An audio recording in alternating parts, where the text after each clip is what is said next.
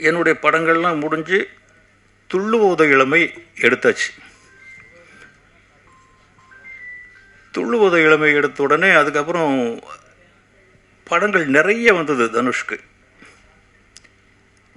எல்லாருமே அந்த மாதிரி 4 பேர் பசங்க துள்ளுவத இளமை எல்லாரும் பார்த்துருப்பீங்க, பார்க்காட்டி கூட கேள்விப்பட்டிருப்பீங்க. 4 பேர் 2 பேர் பிரதர்ஸு இப்படியே கேட்குறாங்க.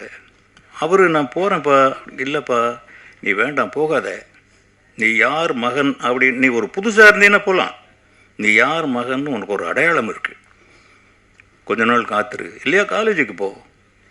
அவர் பெட்டிஷன்லாம் போட்டுட்டார், அப்ளிகேஷன் போட்டார். இல்லைப்பா இந்த காலேஜ் எந்த காலேஜெல்லாம் செலக்ட் பண்ணுறோம் நாங்கள்.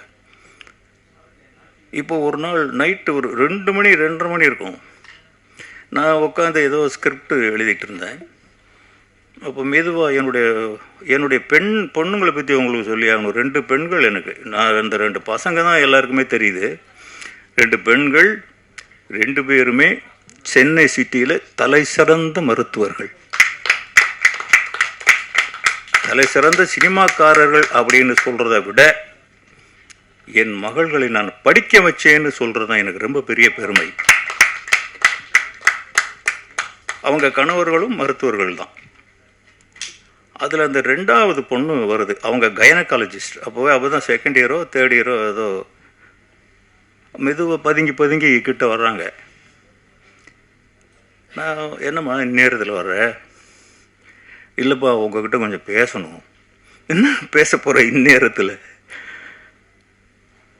இல்லை செல்வா அண்ணா ஒரு கதை சொன்னால், அவர் யார்கிட்டையும் ஒர்க் பண்ணல, அவர் பண்ணது ரொம்ப பெரிய கூத்து. அவர் வந்து மெக்கானிக்கல் இன்ஜினியர், கோல்டு மெடலிஸ்ட். அவர் என்ன பண்ணாருன்னா 2nd இயர் படிக்கும் போதே ஒரு நாள் வேகமாக வந்து அப்படி புக்கை அப்படி தூக்கி எறிஞ்சார். அப்படியே ஹாயா சோஃபாவில் போய் உட்காந்தார். அம்மா காஃபி அப்படின்னா எனக்கு அவனுடைய ஆட்டிடியூடு வேறு மாதிரி இருந்தது. என்னப்பா ஒரு மாதிரியாக இருக்க? இல்லைப்பா இனிமேல் நோ காலேஜ். பக்குங்குது. என்னடா இவன் அந்த அந்த அந்த என்ஜினியரிங் சீட்டு வாங்கிறதுக்கு தவம் இருந்திருக்கும். சினிமாவிலோடு அவ்வளோ கஷ்டப்படல நான். அந்த ஒரு என்ஜினியரை வேண்டாங்கிறான். ஏன்ப்பா இனிமேல் என்ன பண்ண போகிற? அவனை சினிமாவான். அப்புறம் என்னமோ நான் ரொம்ப கோவக்காரன், எனக்கு அன்றைக்கு கோவம் வரல. கொஞ்சம் அப்படியே கண்ட்ரோல் பண்ணிவிட்டு, பையன் வேறு மாதிரி இருக்கான், கேட்கணும். எதுக்குப்பா சினிமா? இல்லைப்பா எனக்கு மைண்டில் அதுதான் இருக்குது, படிப்பில் கான்சன்ட்ரேஷன் இல்லை. அப்புறம் கொஞ்சம் நேரம் மூச்சு வாங்கிக்கிட்டு சொன்னேன், இல்லை தம்பி, சினிமா உங்கள் அப்பா சென்னைக்கு வர்றதுக்கு முன்னாலேயும் இருந்தது, உங்கள் அப்பா காலத்துலேயும் இருக்குது, உங்கள் அப்பாவுக்கு பின்னாலேயும் இருக்கும். ஆனால் படிப்பு அப்படி இல்லை ராஜா. நீ எங்கே போனாலும் உனக்கு பின்னால் ஒரு டிகிரி வேணும்.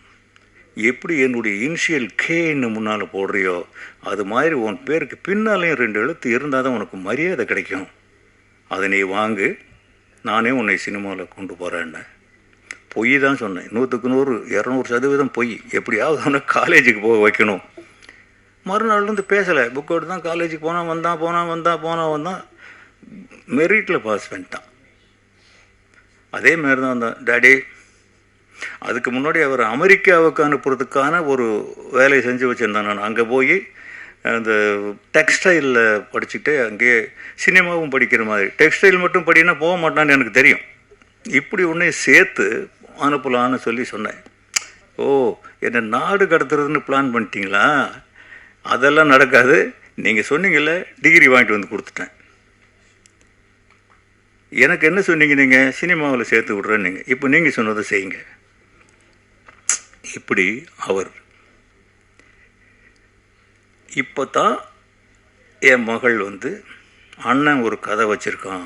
எனக்கு துள்ளுவதோ இளமைக்கு அப்புறம் இந்த பையனை என்ன பண்ணுறதுன்னு தெரில. அவன் ஹாலிடேஸில் முடிக்க வேண்டிய படம் பல ஹாலிடேஸ் போயிடுச்சு, ஸ்கூல் டேஸ் போயிடுச்சு, எஜுகேஷனே போயிடுச்சு தனுஷ்க்கு.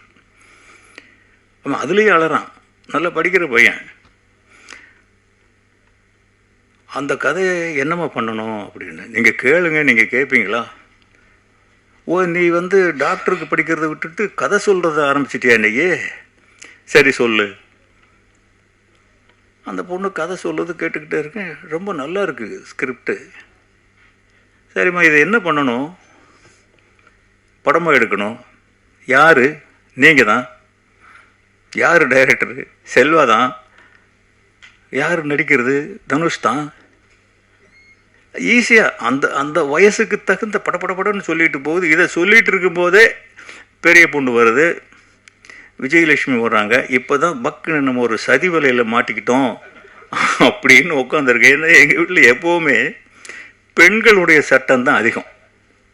அவங்க போடுற சட்டத்தை மாற்றுறதுக்கு முடியவே முடியாது. சரி, அவங்க ஏன் எவ்வளோ பேருக்கு நீங்கள் என்னென்ன செஞ்சுருக்கீங்க? மகனுக்காக ஒரு படம் பண்ணுங்களேன். விஜயலட்சுமி சொல்கிறாங்க, ஏமா இது அவன் யார்கிட்டையும் ஒர்க் பண்ணலை, இந்த படம் எடுக்கணும்னா ஒரு 4 கோடி ரூபா தேவைப்படும். எப்படிம்மா எடுக்கிறது? அவனை நம்பி போடுறது. பெரிய பொண்ணு சப்போர்ட் பண்ணுறாங்க. இல்லைப்பா, அவன் பண்ணிவிடுவான், எங்களுக்கு நம்பிக்கை இருக்குது, ரொம்ப நல்லா சொல்கிறான், ஃபுல்லாக எழுதி வச்சுருக்கான். என்னடா இது? இப்போ என்ன முடிவு எடுக்கிறது? அப்போ விஜயலட்சுமி கேட்குறாங்க, இப்போ எவ்வளோ கடன் இருக்குது?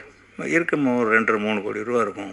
இந்த படம் எடுக்கிறதுக்கு 4 கோடி ஆகும். பெத்த பிள்ளை தானே, கடன் வாங்குங்க.